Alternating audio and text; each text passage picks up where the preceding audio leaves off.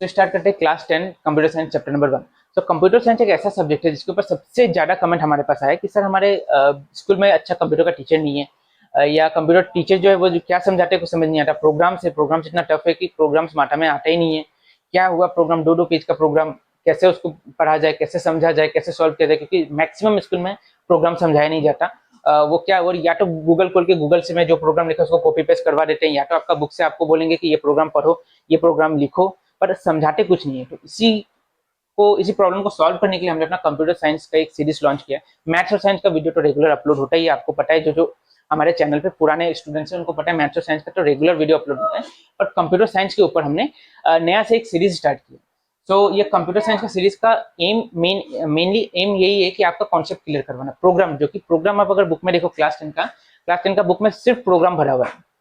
ठीक है, आपको सिर्फ प्रोग्राम मिलेगा, और प्रोग्राम दो दो पेज का बड़ा लंबा लंबा प्रोग्राम, जो कि देख के ही डर लग जाता है, रातों का नींद हराम हो जाता है स्टूडेंट का। ठीक है, तो इसी के लिए वो प्रोग्राम को, दो पेज का प्रोग्राम अगर मैं 4 लाइन या 6 लाइन में अगर मैं सॉल्व करा दूं तो किसी को मेरे हिसाब से कोई प्रॉब्लम नहीं होगा।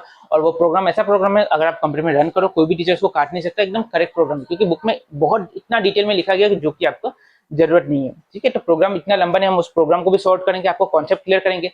और कॉन्सेप्ट क्लियर करने का बात यह है कि देखो, आजकल बुकिश नॉलेज लेके कोई फायदा नहीं है। बुक में जो क्वेश्चंस दिया है वो बुक का क्वेश्चन अगर आप पढ़ोगे ठीक है, पर एग्जाम में वैसा क्वेश्चन नहीं आता, क्योंकि अब कॉन्सेप्ट बेस्ड पेपर आने का ट्रेंड चलने लगा है। क्वेश्चन मेनली एआई वगैरह से सेट किया जाता है, तो बुक का जो क्वेश्चन है वो भूल जाओ कि वो आने वाला है। सब कॉन्सेप्ट बेस्ड आएगा। और प्रोग्रामिंग लास्ट ईयर से 2 साल से मैं फॉलो कर रहा हूँ कि प्रोग्राम के ऊपर ज्यादा फोकस किया जा रहा है, प्रोग्राम के ऊपर क्वेश्चन ज्यादा आ रहे हैं। तो अगर आप चाहते हो कंप्यूटर साइंस को अच्छे से पढ़ना तो हमारा ऑनलाइन क्लास आप ज्वाइन कर सकते हो। और नंबर, हमारा कॉन्टैक्ट नंबर, व्हाट्सएप नंबर ये है, आप ऑनलाइन क्लास ज्वाइन कर सकते हो। क्योंकि लास्ट टाइम हमने कंप्यूटर साइंस का एक ऑनलाइन क्लास कराया था, उसमें मोर देन 180 स्टूडेंट थे। और मैक्सिमम स्टूडेंट, क्या आप कह सकते हैं 98% स्टूडेंट ऐसे थे जिनका 80% से कम आया ही नहीं। 80, 85, 90, 92 इससे कम। तो अगर आप चाहते हो कि आपका कंप्यूटर साइंस में लेटर आए, अच्छा नंबर से आप पास करो, ठीक है, आप अगर सीरियस हो कंप्यूटर साइंस में, क्योंकि ये आपका इलेक्टिव सब्जेक्ट है, आपको अपने खुद सिलेक्ट किया है, कंप्यूटर साइंस अच्छा लगता था इसलिए सिलेक्ट किया, पर 9-10 में आने के बाद पता चला अरे कंप्यूटर साइंस में तो प्रोग्राम आ गया, अब आपको डर लग रहा है, तो आप ये व्हाट्सएप नंबर पर कॉन्टेक्ट करो, हमारा टीम आपको कॉन्टेक्ट करेगा। ऑनलाइन क्लास आप ज्वाइन कर सकते हो, क्योंकि हमारा ऑनलाइन, ये आपका ऐसा प्रॉब्लम है कि कंप्यूटर साइंस को छोड़ के बाकी सारा सब्जेक्ट आपको आसान लग रहा है, कंप्यूटर साइंस हार्ड लग रहा है, तो समझाने के लिए एक आपको पर्सनल गाइडेंस, एक पर्सनल आपका टीचर होना बहुत जरूरी है। तो मैं, अगर आप चाहते हो मुझसे पढ़ना, आप वीडियो को देखो, वीडियो को समझो, अगर आपको समझ आ रहा है अच्छे से तो आप कांटेक्ट कर सकते हो हमारे ऑनलाइन क्लास के लिए। वैसे आपको यूट्यूब पे भी वीडियोस अपलोड मिल जाएंगे, पर क्या होगा, यूट्यूब पे रेगुलर बेसिस पे वीडियो अपलोड नहीं होता, क्योंकि हमारा यहाँ पे कोचिंग 2 बजे से चलता है, 9 बजे तक, 2 से 9 बजे तक कोचिंग चलता है, उसके बाद वीडियो अपलोड करने का टाइम बहुत कम मिलता है। मैथ्स और साइंस का रेगुलर वीडियो अपलोड होता है, कंप्यूटर साइंस का अपलोड करने का टाइम नहीं मिलता है। तो आप अगर सीरियस हो, अगर आपको रेगुलर वीडियोस चाहिए, नोट्स चाहिए, प्रोग्राम अगर आपको अच्छे से समझना है, तो आप कांटेक्ट कर सकते हो हमारे व्हाट्सएप नंबर पे। हम आपको जितना डिटेल में हो सके हम आपको समझाएंगे, और ये इंश्योर देते हैं कि आपका लेटर उसमें आपको पक्का आएगा। क्योंकि लास्ट ईयर आप अगर मेरे कमेंट चेक करो, तो लास्ट ईयर मैंने एक वीडियो बनाया था, computer science important for class 9 and 10। तो उसमें से मैंने जितना कहा था 90% क्वेश्चन उसमें से कॉमन आया था, बस 10% यहाँ वहां से एक दो मतलब 1 मार्क्स 2 मार्क्स का क्वेश्चन कुछ यहाँ वहां से आ गए। बाकी मैंने जो कहा था कि ये क्वेश्चन पढ़ के जाना, ये आने वाला वही क्वेश्चन आया। तो आशा कर लो जो वीडियो बना रहा हो, जो सीरीज बना रहा हो, जो मैंने सोचा है आप लोगों के लिए, वो आपको हेल्प हो, आपको समझ में आपका कॉन्सेप्ट क्लियर हो। और चाहूँ, मैं ट्राई करूंगा कि पूरा वीडियो, पूरा सीरीज में यूट्यूब पे अपलोड कर दूं, कि जो लोग ऑनलाइन क्लास नहीं कर सकते वो यूट्यूब से भी पढ़ ले। पर अगर ऐसा नहीं हुआ तो आप ऑनलाइन क्लास ज्वाइन करके आप अपना कॉन्सेप्ट को क्लियर कर सकते हैं। तो मूव करते हैं अपने नेक्स्ट टॉपिक पे, टीसीपी एंड आईपी। ठीक है, इसी तरह टीसीपी आईपी जैसा और भी प्रोटोकॉल्स दिया होगा बुक में, जैसे पीओपी, एसएमटीपी, एचटीटीपी। तो पहले हम समझेंगे टीसीपी और आईपी के बारे में। इससे पहले हमने क्या क्या पढ़ा, इससे पहले हमने पढ़ा नेटवर्क क्या है, कितना टाइप का नेटवर्क है। फिर हमने नेटवर्क बनाने के लिए हमें क्या क्या चीज का जरूरत पड़ेगा, जैसे router, hub, switch, access point. ठीक है, इन सभी को यूज करके हम एक नेटवर्क बनाते हैं। इतना तक तो हमने पढ़ा।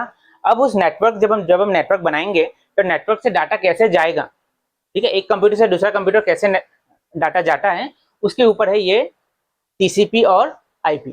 ठीक है, तो ध्यान से देखो। अच्छा, पहले ये देख लो, मान लो यहाँ पे एक नेटवर्क बना है, ये एक कंप्यूटर का नेटवर्क है। यहाँ देखो, दो कंप्यूटर का मान लो अभी फिलहाल नेटवर्क बना हुआ है, हब को इस्तेमाल करके हमने ये नेटवर्क बनाया। अब मान लो इस कंप्यूटर से एक डाटा जाने वाला है इस कंप्यूटर पे। ये कंप्यूटर का आईपी है 1.2 और ये कंप्यूटर का आईपी है 1.3। ठीक है, अब 1.2 से एक डाटा जाएगा 1.3 पे, वो किस टाइप, वो कैसे जाएगा, डाटा बेस जाने का कोई एक नियम होगा ना। ठीक है, उसी नियम को हम क्या बोलते हैं, टीसीपी और आईपी। टीसीपी आईपी को यूज करके हम क्या करेंगे, हम डाटा को एक डिवाइस से दूसरे डिवाइस में डाटा को सेंड कर सकते हैं। ठीक है, सेंड करने के लिए क्या चाहिए, जो जो कंपोनेंट, जो हार्डवेयर डिवाइस है वो क्या चाहिए, हब या तो स्विच, या अगर अलग नेटवर्क में भेजना है तो क्या चाहिए, राउटर। पर जाएगा किस नियम को फॉलो करके, टीसीपी और आईपी। ठीक है, अब देखो होता क्या है, मान लो इस मैसेज, इस कंप्यूटर, इस डिवाइस से इस डिवाइस में एक मैसेज जाना है, हाय। ठीक है, अब क्या करेगा, ये जो डिवाइस है, इसको क्या करेगा, इसको एक नंबर में कन्वर्ट करेगा, बाइनरी में इसको कन्वर्ट करेगा। जैसे मान लो ये एच को कन्वर्ट किया ऐसा, ठीक है, और आई को इसने कन्वर्ट किया ऐसा। पहले समझ लो कि होता क्या है, डाटा एक एक डिवाइस से दूसरे डिवाइस में जाता कैसे। ठीक है, अब ये हो गया एच के लिए, ये हो गया आई के लिए, समझने के लिए बस यहाँ पे दिखा रहा हूँ। अब क्या करेगा, इसने क्या किया, इस एक मैसेज को डिवाइड किया बाइनरी में। ठीक है, अब इसको क्या करेगा, इसको और छोटा छोटा पैकेट्स में डिवाइड करेगा। जैसे इस पैकेट का नाम दिया, इस पूरे पैकेट का नाम हुआ 1, इस पूरे पैकेट का नाम हुआ 2।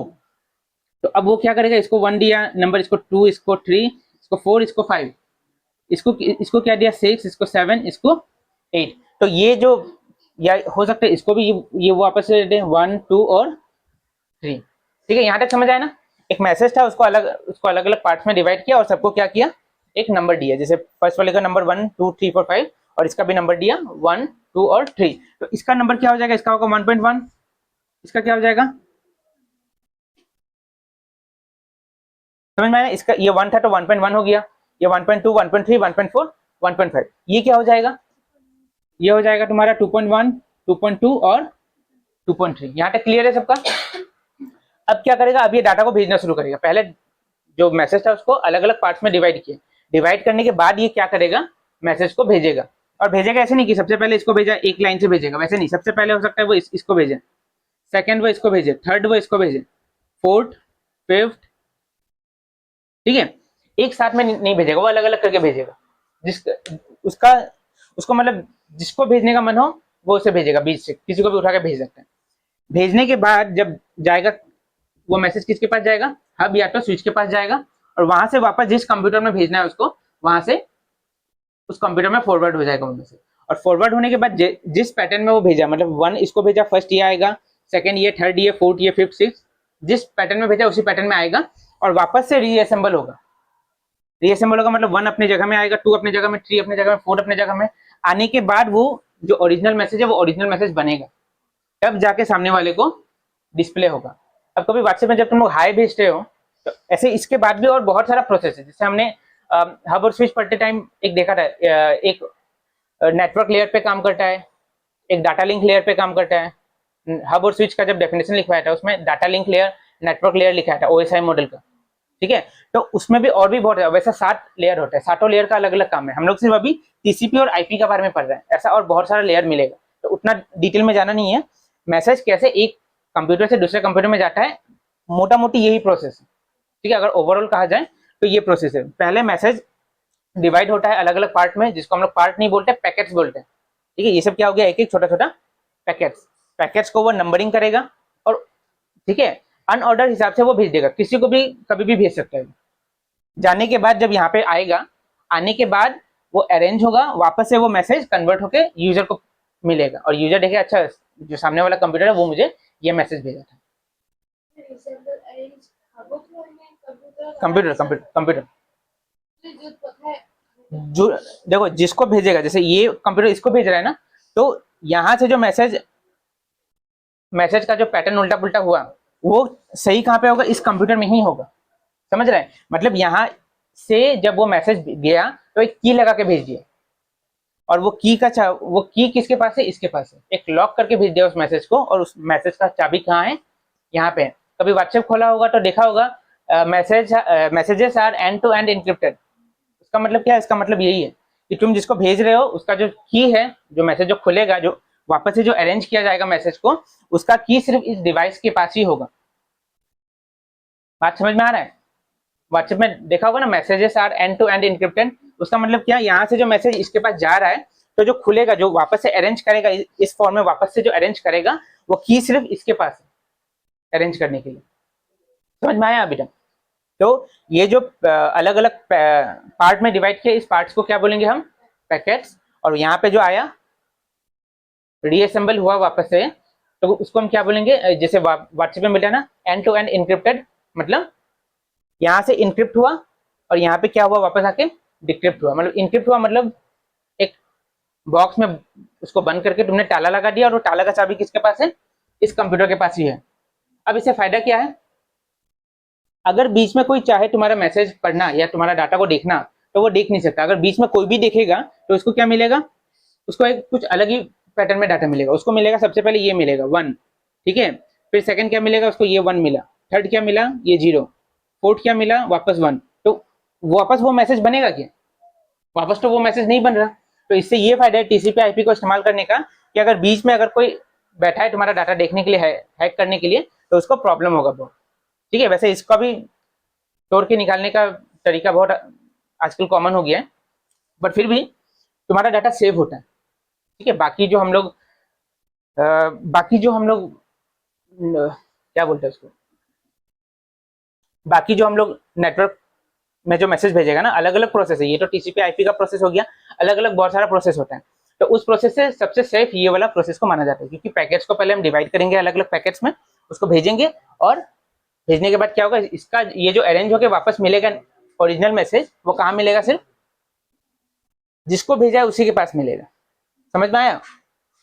अच्छा, तो एक बार देख लो टीसीपी का काम क्या है, इसमें टीसीपी का काम क्या है और आईपी का काम क्या है। टीसीपी का काम क्या है, सबसे पहले इन दोनों के बीच में क्या बनाना, स्टेबलिश कम्युनिकेशन बिटवीन कंप्यूटर।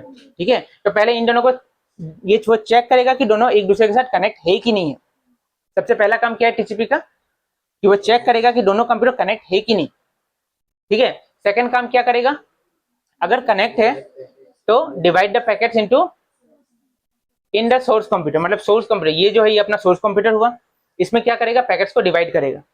डिवाइड करने के बाद क्या करेगा, send the packets to destination computer for reassemble. और क्या करेगा, भेज देगा। और जो रीअसेंबल होगा वो कहाँ पे होगा, इस कंप्यूटर में। तो टीसीपी का काम क्या है, सबसे पहले चेक करेगा कि कंप्यूटर कनेक्ट है कि नहीं। अगर कनेक्ट है तो क्या करेगा, यहाँ पे पैकेट्स को डिवाइड करेगा, और इसमें जो टीसीपी है, ये कंप्यूटर में जो टीसीपी काम कर रहा है, वो क्या करेगा, मैसेज आते के साथ उसको रीअसेंबल करेगा। यहाँ तक समझ में आ गया? तो आईपी का काम क्या है, आईपी का काम क्या है, deliver packets from source to the destination computer. मतलब यहाँ से जो मैसेज जाएगा उसको लेके कौन जाएगा, आईपी। मतलब पैकेट वगैरह जो भी डिवाइड करने का, रीअसेंबल करने का सारा काम कौन करेगा, टीसीपी। और उसको लेके कौन जाएगा, आईपी लेके जाएगा। समझ में आया बात? ऐसा समझ लो, जब यहाँ से कुछ तुम्हें कुछ पोस्ट करना है या कुछ कुरियर करना है किसी को, तो यहाँ पे जो पोस्ट ऑफिस है वो क्या करेगा, यहाँ जहाँ पे भेजना है वहां का पोस्ट ऑफिस का एड्रेस वगैरह लिख के दे देगा पोस्टमैन को। तो जो पोस्टमैन लेके जाएगा वो कौन है, आईपी। तो आईपी को क्या समझ सकते हो, पोस्टमैन। और ये क्या समझ सकते हो, टीसीपी क्या समझ सकते हो, उसका ब्रांच हो गया। ये ब्रांच में तुमने अपना कुरियर को लगाया, और ये कुरियर इस ब्रांच में जाएगा। कहाँ जाएगा, कैसे जाएगा, किसको जाना है, ठीक है, वो सब एड्रेस कौन बताएगा, ये बताएगा, या ये इसी ब्रांच से बताया जाएगा ना। और ये ब्रांच में चेक किया जाएगा, नहीं सही ब्रांच में आया, इसी ब्रांच में आना था, इस ब्रांच में आ गया। आने के बाद क्या होगा, पोस्टमैन को दे दिया जाएगा कि जाओ दे के आओ उसको। तो जो दे के आने वाला काम है वो कौन करेगा, आईपी। और जो ये कम्युनिकेशन बनाना, ठीक है, पैकेट्स को डिवाइड करना, ये सब का काम किसका है, टीसीपी का। तो समझ में आया टीसीपी क्या है और आईपी क्या है, बहुत इंपॉर्टेंट टॉपिक है।